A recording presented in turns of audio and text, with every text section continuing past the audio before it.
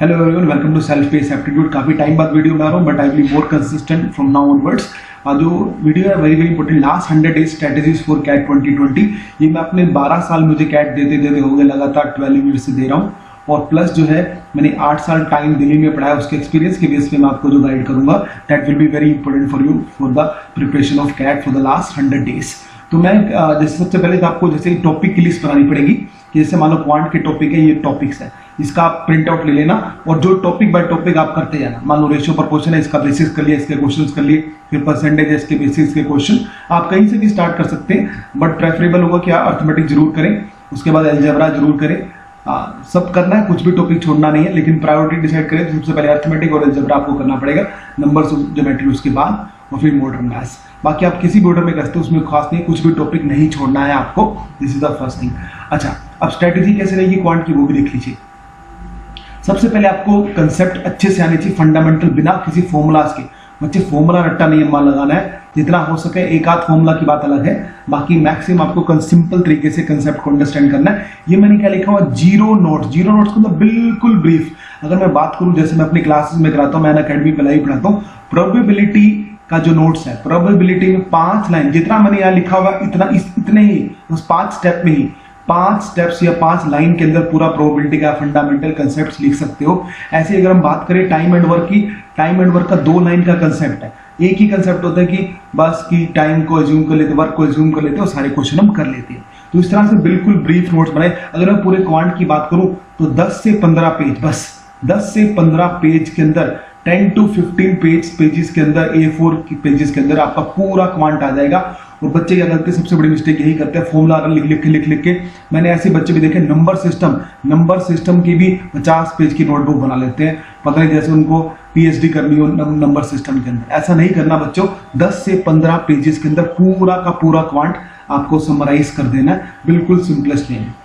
Second important चीज जो है, कंप्लीट ऑल द टॉपिक्स। बच्चे होते हैं कि सबसे बड़ी जो गलती करते हैं, बच्चे जो गलती करते हैं वो ये करते हैं कि कुछ टॉपिक जब बहुत डिटेल में कर लें, कुछ टॉपिक छोड़ दें। किसी भी टॉपिक को नहीं छोड़ना, किसी भी टॉपिक से क्वेश्चन आ सकता है, क्योंकि आप ये कभी पक्का नहीं हो सकते कि मानो मैंने नंबर सिस्टम मेरा इतना पक्का कर लिया, लेकिन नंबर सिस्टम में उसका मोस्ट डिफिकल्ट क्वेश्चन आ जाए। कोई डिफिकल्ट क्वेश्चन बनाना कोई मुश्किल नहीं है।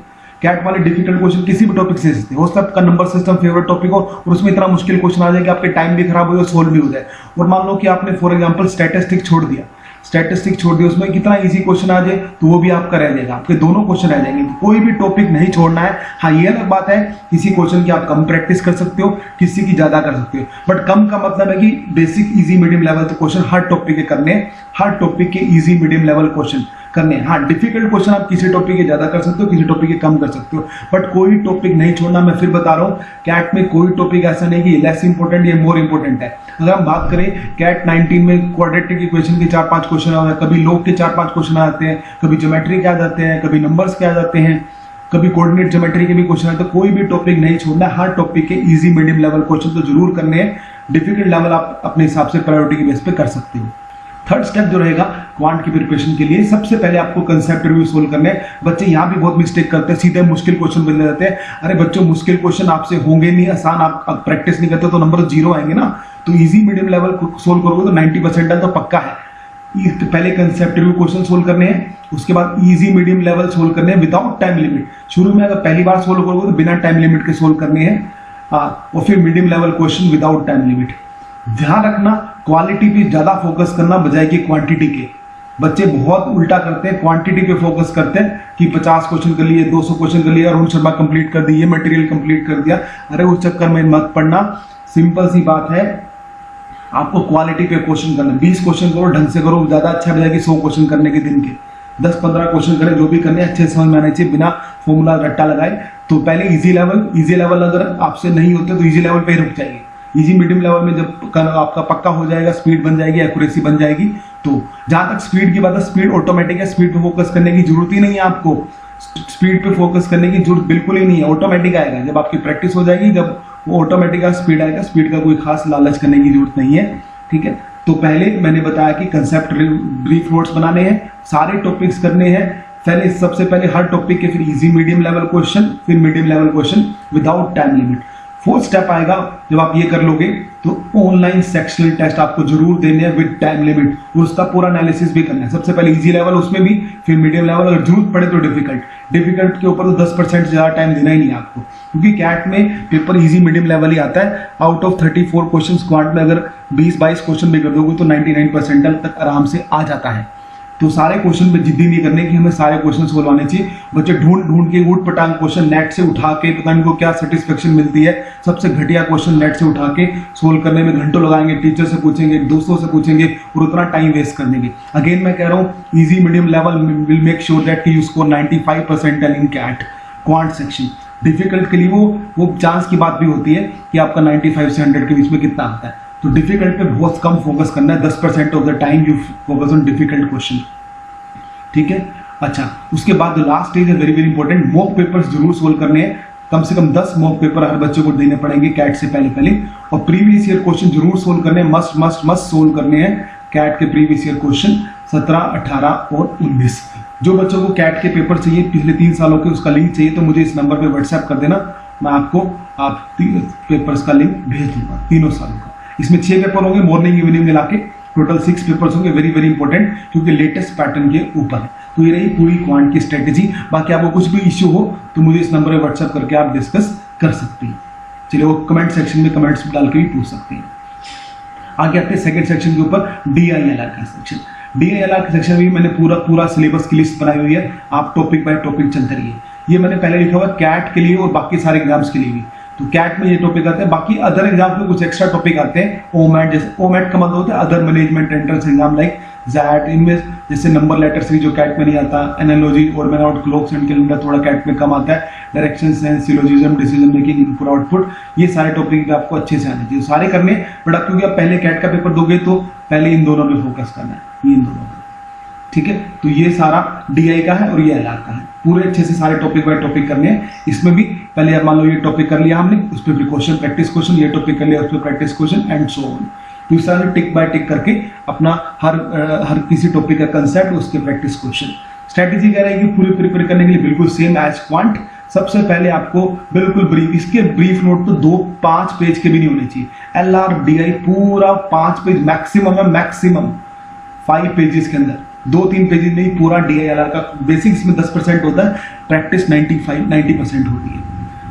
अगेन DILR में भी कोई टॉपिक नहीं छोड़ना। बच्चे कोडिंग डिकोडिंग पहले कभी कैट में 20 साल में आए ही नहीं, कोडिंग डिकोडिंग 15-20 साल में एक आधी बार क्वेश्चन आया होगा, लेकिन कैट 19 में दोनों स्लॉट्स में क्वेश्चन था कोडिंग डिकोडिंग का। तो कोई भी टॉपिक आपको छोड़ना नहीं है, आपको सारे टॉपिक करने हैं जो मैंने मेंशन किए हैं।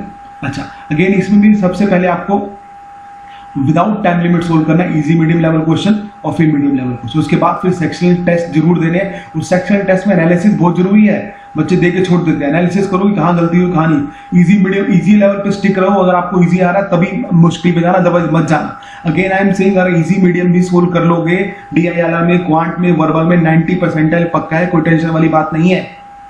कैट में फोकस क्वालिटी पे करना है, क्वांटिटी पे नहीं करना। इजी मीडियम लेवल क्वेश्चन कर लो, फंडा क्लियर होगा, 90% कहीं नहीं गया। और लास्ट में फिर वही मॉक पेपर्स आपको देने हैं, CAT previous year question paper, इस तरह से करना है।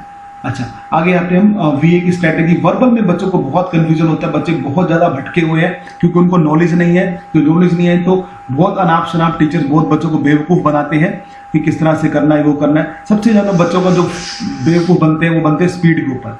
अरे बच्चों, स्पीड ऑटोमेटिक है। जब आप बाइक चलाना सीखते हो, पहली बार आपको याद है बाइक चलाना या कार चलाना, तो पहले आप 10-20 की स्पीड पे चलते हो, अपने आप आपकी स्पीड बढ़ जाती है, आप एज पर योर कंफर्ट। तो speed, reading speed as per your comfort है, ये कभी ना तो इंप्रूव हो सकती है ना घट सकती है, इस as per your comfort zone. ठीक है, हर बंदा अपने हिसाब से पढ़ता है, हमेशा ही पढ़ता है। ठीक है, तो उसको ऐसे कॉन्शियसली नहीं किया जाता। अगर आपकी हिंदी ग्रामर, आपकी रीडिंग अच्छी है, आप अच्छे से इंटरेस्ट से पढ़ते हो, मजे से पढ़ते हो, ऑटोमेटिकली स्पीड बढ़ जाएगी, ऑटोमेटिकली स्पीड बढ़ जाएगी। जब आपने कार चलाना सीखा, शुरू में आप 10-20 की स्पीड पे चलाते थे, फिर 60-70 कब हुआ पता भी लगा आपको, फिर कभी आप 2-3 साल के बाद आप 100 से ऊपर भी चला लेते हो, वो भी गाड़ी अपने आप चलती है, वो अपने आप कंफर्ट जोन आता है, स्पीड ऑटोमेटिक आएगी। स्पीड के लिए धक्के से फोकस करके कभी स्पीड नहीं आएगी, रीडिंग स्पीड, तो स्पीड ऑटोमेटिक आता है। अब इंग्लिश में करना क्या है, मैं बहुत आराम से आपको बता रहा हूँ, because I am a quant DILR teacher but still I score 90 percentile in VA सेक्शन, because I know the basics कैसे उसको करना है। कई बार इंग्लिश के टीचर बच्चों को बहुत कंफ्यूज कर देते हैं जस्ट फॉर द कि हाँ भी उनको बहुत ज़्यादा नॉलेज है। ज़्यादा नॉलेज भी कई बार हार्मफुल हो जाती है टीचर्स की तरफ से बच्चों को प्रोवाइड करने वाली। I will provide the simplest way. देखो, reading is the only king. Reading reading reading reading, power infinity, जितना समझ सकते हो। डेप्थ एंड डाइवर्सिटी, मतलब कि डेप्थ में पढ़ता है बच्चों, क्वालिटी पे फोकस करना है। ये नहीं कि 50 आरसी पढ़ ली, जितना भी पढ़ना है डेप्थ में पढ़ना है, भाव समझना है। जो राइटर कहना चाह रहा है उसका भाव क्या है, भावार्थ जैसे हिंदी में करते थे कि एक्चुअली किस सेंस में कहना चाह रहा है। जरूरी नहीं आपको सारी वोकैबुलरी आती हो। मैं आरसी करता हूँ, मैं सिर्फ आरसी सोल्व करके आता हूँ कैट में, 20 के 20 क्वेश्चन सोल्व करके आता हूँ, 20-22 क्वेश्चन, उसमें से 17-18 ठीक भी हो जाते हैं, बिकॉज मेरी वोकैबुलरी बहुत अच्छी नहीं है, बट मैं भाव समझ आता हूँ कि एक्चुअली वो कहना क्या चाह रहा है, राइटर किस बारे में, किस बात में, किस डेप्थ में बात करना चाह रहा है, बस इतना सा। तो डेप्थ में रीड करना है, डाइवर्सिटी रीड करनी है। डाइवर्सिटी का मतलब फिलोसफी का भी रीड करना है, साइंस का भी रीड करना है। साइंस के आर्टिकल जैसे स्पेस के ऊपर जो होते हैं, टेक्नोलॉजी के ऊपर होते हैं, साइंस के आर्टिकल, फिलोसफी के आर्टिकल, हिस्ट्री के आर्टिकल, इकोनॉमिक्स के आर्टिकल, ये आपको पढ़ने हैं। बुक से पढ़ सकते हो, न्यूज़पेपर, द हिंदू बहुत अच्छा न्यूज़पेपर है, मैगजीन, आर्टिकल जो भी मिले पढ़ डालो। डेप्थ में पढ़ना है, स्पीड पे फोकस नहीं करना, ऑटोमेटिक स्पीड आ जाएगी। ऑटोमेटिक है, ऑटोमेटिक है ये।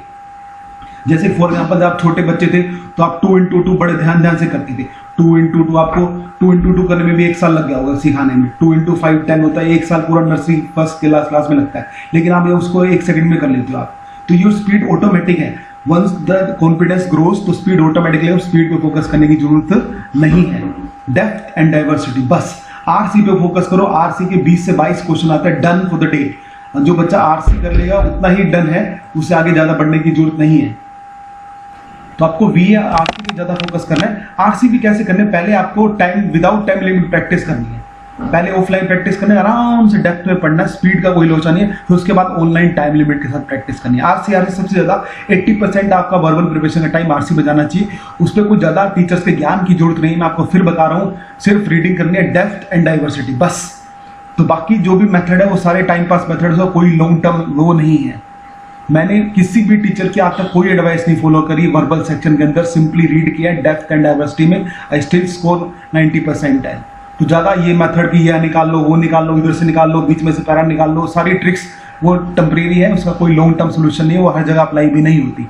कैट में मुश्किल क्वेश्चन आते हैं, जिसका डेप्थ में पढ़ा होगा उसी को समझ में आएगा, प्रैक्टिस की होगी बस। तो आपको डेप्थ एंड डाइवर्सिटी में रीड करना है और फिर प्रैक्टिस करनी है। ग्रामर की बात है, अगर ग्रामर बिल्कुल छोड़ सकते हो, कोई जरूरत नहीं है, कैट में कोई क्वेश्चन नहीं आता। अगर आपने नहीं करी, आपने कर रखी है तो बेस्ट है, क्योंकि ग्रामर के क्वेश्चन जल्दी सोल्व हो सकते हैं। अगर आपने कर रखी है तो अच्छी बात है, लेकिन ग्रामर बहुत बड़ा पार्ट है। जिस बच्चे ने कभी नहीं करी, पहले भी बचपन में नहीं करी, तो उसको पूरा वो छोड़ सकता है, कोई खास बात नहीं है। पैरा जंबल पे ज्यादा फोकस करने की जरूरत नहीं, क्योंकि पैरा जंबल कैट में जो होते हैं ना, पैरा जंबल जो होते हैं कैट में, वो बिना ऑप्शंस के आते हैं। तो बिना ऑप्शन के 5 फैक्टोरियल आंसर हो सकते हैं, 120 आंसर, तो वो थोड़ा काफी टफ हो जाता है, तो उसको भी इग्नोर कर सकते हो। करना तो जरूर है, लेकिन थोड़ा बहुत कम प्रैक्टिस करिए, ज्यादा फोकस करिए क्रिटिकल रीजनिंग पे। पहले आरसी क्रिटिकल रीजनिंग, ये आपके 25 क्वेश्चन पक्के हो जाएंगे, 25 से 20 question out of 34 questions, and that is more than sufficient. जिन्होंने पैरा जंबल की प्रैक्टिस करके जरूर करें, मैं मना नहीं कर रहा, बट जिन्होंने कम लिमिटेड चीजें करनी है, सिर्फ आरसी और क्रिटिकल रीजनिंग। क्रिटिकल रीजनिंग भी सारा रीडिंग के ऊपर डिपेंडेंट है, जितना रीड करोगे प्रैक्टिस करोगे सेम चीज है, दोनों की प्रैक्टिस करनी है। अगेन फिर ऑनलाइन सेक्शन टेस्ट देना है इन दोनों के, आरसी के, क्रिटिकल रीजनिंग के, easy level, medium level, difficult level, उसका एनालिसिस भी जरूर करना है। और लास्ट में mock paper, previous year papers जरूर करने हैं। अच्छा, तो मैं अनअकैडमी पे लाइव पढ़ाता हूँ, जिसमें पेड क्लासेस भी होती हैं, फ्री क्लासेस भी होती हैं। कुछ क्लासेस फ्री होती हैं, कुछ क्लासेस पेड होती हैं। दोनों में से जो आपका इच्छा करे आप ज्वाइन जरूर करिए क्लासेस। रेगुलर क्लासेस जो पेड वाली होती है, Monday to Friday 8:30 to 10 quant की, और DILR की 7 to 8। मैं क्या कराने जा रहा हूँ अनअकैडमी पे लास्ट 100 डेज में, ये भी बता देता हूँ। मैं जो भी टॉपिक, सारे टॉपिक्स आपके एक बार जरूर कवर हो जाएंगे, यहाँ से लेके अगर आप आज से ज्वाइन करते हो कैट तक, तो क्वांट के सारे टॉपिक एक बार जरूर आ जाएंगे। हर टॉपिक में मैं अगेन सिंपलेस्ट वे में कंसेप्ट बताऊंगा, 0 नोट्स बनवाऊंगा, 0 minimum formulas, easy medium level question कराऊंगा, मॉक क्वेश्चन, कैट क्वेश्चन, सब टाइप के क्वेश्चन। सबसे इंपॉर्टेंट डाउट्स भी आपके हर क्लास में जरूर होंगे। जो प्रैक्टिस मटेरियल हर टॉपिक आपके साथ शेयर करूंगा मैं। डाउट सबसे इंपॉर्टेंट, जो भी मैं टॉपिक कराऊंगा उसके डाउट तो लेंगे। किसी भी टॉपिक के आप डाउट पूछ सकते हो, it's a very very special feature. कोई भी किसी भी क्वांट की क्लास में क्वांट के किसी टॉपिक का डाउट भी पूछ सकते हैं, वो 10 से 15 मिनट में सोल्व कर लेंगे। और फिर भी डाउट बच जाते हैं तो हाँ, every 4th class doubt class होती है, जिसमें हम बाकी बच्चे वो डाउट भी कवर कर लेंगे। Same is true for the DILR। तो मैं कंप्लीट प्रिपरेशन आपका करा सकता हूँ। अगर आपको यहाँ से भी स्टार्ट करना है तो अनअकैडमी में मेरा ये वाला कोड आप अप्लाई कर सकते हो और सब्सक्रिप्शन ले सकते हो। 3 महीने वाला बहुत होगा, यहाँ से 3 महीने के अंदर आपका पूरा कैट तक प्रिपरेशन हो जाएगा। अगर आपको जेट वगैरह करना है तो 6 मंथ का भी ले सकते हो। जिन बच्चों को भी कुछ भी डिस्कस करना है अनअकैडमी में कैसे पढ़ाता हूँ, क्या है फ्री क्लासेस का प्रोसीजर, क्या है पेड का क्या है, इस नंबर पर मुझे व्हाट्सएप कर देना, I will discuss with you और फिर मैं आगे की प्रोसेस आपको बता दूंगा। ठीक है, वहाँ पे कुछ फ्री क्लासेस भी होती है, कुछ पेड भी होती है, जो आपकी इच्छा हो उसके हिसाब से आप अपना कर सकते हैं। बाकी यूट्यूब में मैं पोस्ट करता रहूँगा।